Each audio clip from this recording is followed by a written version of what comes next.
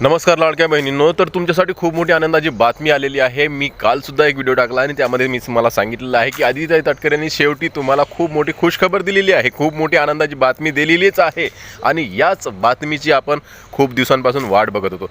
तर ताईंनो, मी वेळोवेळी आपल्याला आपल्या चॅनलच्या माध्यमातून हेच सांगत आलेलो आहे की तुम्हालासुद्धा मुदतवाढ मिळणार आहे आणि तुम्हालासुद्धा पुन्हा संधी मिळणार आहे। आणि सध्या संकेत आलेले आहेत, आदित्य तटकरे यांनी स्पष्टतः सांगितलेलं आहे की आम्ही वेळोवेळी जर यामध्ये बदल करण्यासाठी आम्हाला असं वाटलं की यामध्ये बदल करावं तर आम्ही नक्कीच यामध्ये बदलाव करणार आणि पुन्हा संधी उपलब्ध करून देणार, असं त्यांचं म्हणणं आहे। आपण त्यांचं काय म्हणणं आहे हे सुद्धा ऐकून घेऊया आणि तुम्हाला नेमकं काय करायचं आहे हे सुद्धा मी तुम्हाला आजच्या व्हिडिओमध्ये सांगणार आहे। नमस्कार, मी देवानंद गव्हांदे आणि आपण बघत आहात टेक्निकल मराठाजी। तर ताईंनो, मला खूप सारे असे कमेंट्स येत आहेत आणि त्यामध्ये वेगवेगळे प्रश्न त्या ताई विचारत आहेत। आता यामध्ये एक गोष्ट तुम्हाला सांगू इच्छितो की ज्यांची केवायसी झाली नाही, कारण कुठलंही असो, एक गोष्ट लक्षात घ्या, ज्यांची केवायसी झाली नाही आणि ती का नाही झाली, कारण कुठलंही असो, OTP आला नाही किंवा मग प्रश्न समजले नाही किंवा मग तुम्हाला आणखीनही पोर्टल खुलण्यासाठी वेळ लागला असेल किंवा पोर्टलच खुललं नाही किंवा मग तुम्हाला माहीतच नसेल की आपल्याला केवायसी सुद्धा करायची आहे म्हणून, कारण कोणतंही असो, तुम्हाला तुमची केवायसी कोणत्याही कारणानं झालेली नसेल तरीही आता तुम्हाला केवायसी करता येणार आहे। तुम्हाला सुद्धा पुन्हा पोर्टल नवीन ऑप्शन जे काही सरकार आहे ते देणार आहे आणि नवीन ऑप्शन देऊन तुमची केवायसी करून घेतल्या जाणार आहे। घाबरायचं नाही आहे, टेन्शन घ्यायचं नाही आहे। मी आधीपासून सांगत आलेलो आहो, आपल्याला सुद्धा संधी मिळणार आहे। सध्या चुकीची दुरुस्ती करण्यासाठी संधी महिलांना मिळालेली आहे आणि ती आपली चुकीची दुरुस्ती करत आहेत आणि 31 मार्च 2026 पर्यंत ज्याची शेवटची तारीख आहे, संधी आहे। यामध्ये जर का तुम्ही चुकलात तर मग मात्र तुम्हाला आता कुठलीही संधी मिळणार नाही। परंतु ज्यांची केवायसी राहून गेलेली आहे, ज्यांची केवायसी झाली नाही आहे, त्यांना आता पुढे संधी मिळणार आहे 31 मार्चच्या नंतर। आता आदित्यताईंनी असे स्पष्ट संकेत दिलेले आहे आणि त्यांनी काय म्हटलं हे सुद्धा मी तुम्हाला सांगतो। आदित्य तटकरे नेमकं काय म्हणतायत हे ध्यानपूर्वक तुम्ही ऐकून घ्या। चला तर बघूया। लाडक्या बहिणींच्या संपूर्णतः स्क्रुटिनीमध्ये आता ज्या काही पुढे बदल होणार आहेत की यामध्ये लाडकी बहीण योजनेमध्ये आणखीन काही बदल होऊन त्यामध्ये स्क्रुटिनी अजून कडक केली जाणार आहे। कारण की अजूनही जर पाहिलं तर अनेकांचे बँक अकाउंट्स नाही आहेत, अनेक महिलांचे बँक अकाउंट्स नाही आहेत, ते त्यांच्या म्हणजे पतीच्या अकाउंटवरती किंवा मुलाच्या अकाउंटवरती अशा ठिकाणी पैसे घेत आहेत। त्यामुळे आता चालू योजनेमध्ये तर कुठेच पतीच्या किंवा आत्ता जे काही KYC झालेलं आहे आणि ही सगळी जी प्रक्रिया केलेली आहे त्याच्यामध्ये आत्ता कुठेही चालू याच्यामध्ये कुठेही पतीच्या किंवा दुसऱ्या कोणाच्या अकाउंटवर नाही, तर आता त्यांच्या अकाउंटमध्येच, कारण आता KYC केल्यानंतरची प्रक्रिया ही सुरू झालेली आहे। त्याच्यामुळे आता दुसरं कोणाच्या अकाउंटला जाण्याचा विषयच नाही। ज्यांनी ज्या पद्धतीने KYC केलेली आहे, सुरुवातीच्या कालावधीमध्ये ज्यांचे अकाउंट्स नव्हते ते त्या पद्धतीनं लाभ मिळवण्याच्या दृष्टिकोनातून जे त्यांचं अकाउंट घरातलं होतं त्यातून ते लाभ घेत होते। पण जी काही फिल्टरेशनची प्रक्रिया, जी काही इतर सगळी प्रक्रिया केल्यानंतर आता साधारणपणे KYC हे बंधनकारक, हे तसंही DBT योजनेला KYC बंधनकारक असतंच, फक्त ती प्रोसेस सुरू करायला साधारणपणे 7-8 महिन्याचा कालावधी लागत असतो। तो झाल्यानंतर आम्ही लगेचच KYC सुरू केलं। 6 महिन्याची मुदत आम्ही KYC करण्यासाठी दिली।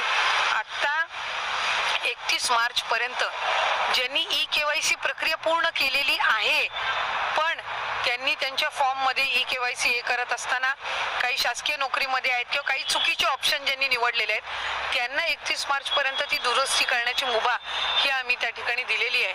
आणि यशस्वीरित्या ही योजना राबवण्याच्या दृष्टिकोनातून ज्या वेळेला चांगल्या पद्धतीनं जे बदल करण्याची गरज लागेल ते निश्चितपणाने विभाग हे किंवा सरकार करत राहील। स्क्रुटिनी केल्यानंतर लाडक्या बहिणींचा जो राज्यभरातला आकडा आहे तो कमी झाला होता। आता एकंदरीत मला तुमच्याकडनं हे म्हणजे जाणून घ्यायचंय, लाडक्या बहिणींचा आकडा राज्यभरात वाढत राहणार आहे या संदर्भात, म्हणजे तुमचं पुढचं धोरण काय असणार आहे? म्हणजे वाढावं हे हा आकडा की आता जितका योजनेचा लाभ घेत आहेत महिला भगिनी तेवढ्याच हा लाभ घ्यावा?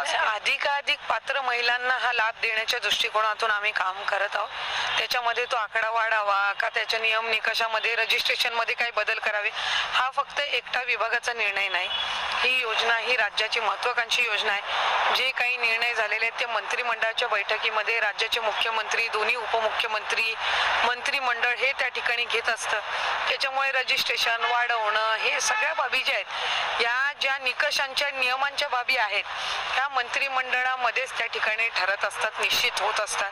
त्यामुळे त्या पद्धतीने ते पुढेही होत राहते. तर बघा ताईंनो, आता तुम्हाला ही शेवटची संधी राहणार आहे आणि बघा ज्यांची KYC आता सुरू आहे, चुकीची दुरुस्ती सुरू आहे, त्यांची चुकीची दुरुस्ती झाल्यावर, त्यांची KYC झाल्यावर पुन्हा आपल्याला संधी मिळणार आहे. ज्यांची KYC झाली नाही आहे त्या सर्व महिलांना आता 1 एप्रिलपासून संधी मिळू शकते. आता तारीख कोणती आहे हे लवकरच आपल्याला माहीत पडेल, परंतु 1 एप्रिलच्या नंतर आपल्याला ही संधी मिळणार आहे.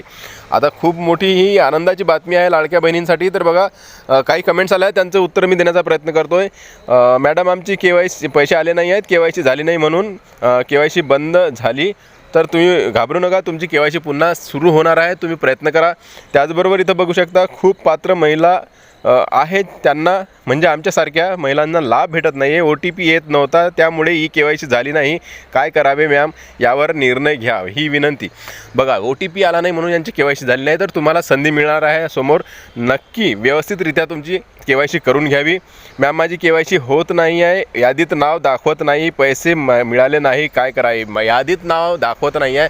आता ही जी KYC आहे ही KYC फक्त चुकीची दुरुस्ती करण्यासाठी होत आहे. ज्यांच्या चुका झालेल्या आहेत KYC करताना, ज्यांचे जे काही प्रश्न होते ते चुकलेले होते, त्यांचीच KYC होत आहे सध्या आणि त्याच्यानंतर आपल्या सर्वांना संधी मिळणार आहे. तर ताई घाबरू नका, तुम्हाला संधी मिळणार आहे, पुढे आपल्याला नवीन ऑप्शन मिळणार आहे. त्याचबरोबर इथं आणखीन एक कमेंट्स आहे, KYC चालू करा, या लाडकी बहीणचा विचार करा. तर बघा ठीक आहे, तुमचा विचार होणार आहे ताई.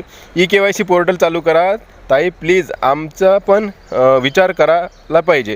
तर अशा प्रकारच्या खूप साऱ्या कमेंट्स आलेल्या आहेत की ज्या ताईंनी आपल्याला भावना व्यक्त केलेल्या आहेत, ज्यांची KYC झाली नाही आहे. तर तुम्हाला खूप मोठी आनंदाची बातमी आहे की आता तुमच्यासाठी नवीन पोर्टल्स जी काही ऑप्शन आहेत ते चालू करण्यात येणार आहे लवकरच. आता याबाबतची अधिक माहिती आपल्याला जेव्हा मिळेल व्हिडिओच्या माध्यमातून आपण सर्वात आधी तुम्हाला सांगणार आहोत. तर त्या अगोदर ताईंनो एक काम लवकर करून घ्या. तुमचे जर काही कागदपत्र व्यवस्थित नसतील तर ते व्यवस्थित करून घ्या. म्हणजे जर तुमचं जर नाव चुकीचं असेल कागदपत्रांवर, किंवा मग तुमचं आधार कार्डवर नंबर जे काही नाव आहे ते चुकलेलं असेल, किंवा मग तुमचं बँकेमध्ये काही अडचण असेल, DBT झालेलं नसेल, किंवा बँकेमध्ये मोबाईल नंबर तुमचा लिंक नसेल, किंवा आधार कार्ड लिंक नसेल, ते करून घ्या. आणि आधार कार्ड तुमचं स्वतःचंच लिंक करा प्रत्येक ठिकाणी. आधार कार्ड अपडेटेड नसेल तर अपडेट करून घ्या, मोबाईल लिंक करून घ्या आधार कार्डला, आणि हे आधार कार्ड आपल्या बँकेला लिंक करून घ्या. समजून घ्या ताईंनो, सर्व काही अपडेट करून घ्या, म्हणजेच की तुम्हाला कुठलीही अडचण KYC करताना होणार नाही. आता नवीन जे ऑप्शन येणार आहे त्यामध्येच तुम्हाला सर्व काही करायचं आहे. तिथंच तुम्हाला आधार कार्ड क्रमांकसुद्धा टाकायचा असणार आहे. तो आधार कार्ड तुमचंच तो हवं आहे असं तुम्ही लक्षात घ्या. त्याचबरोबर इतरही जे काही कागदपत्र असतील ते वेळोवेळी मी व्हिडिओच्या माध्यमातून तुम्हाला सर्व काही सांगणार आहे. तर सध्या आता खूप मोठी आनंदाची बातमी तुम्हाला मिळाली आहे की आता तुम्हाला पुन्हा संधी मिळणार आहे, मुदतवाढ मिळणार आहे तुम्हाला KYC करण्यासाठी. ज्यांची KYC झालीच नाही आहे त्या सर्व बहिणींना आनंदाची बातमी. व्हिडिओ आवडल्यास लाईक करा. व्हिडिओ पुन्हा नवीन एका व्हिडिओमध्ये. तोपर्यंत जय महाराष्ट्र.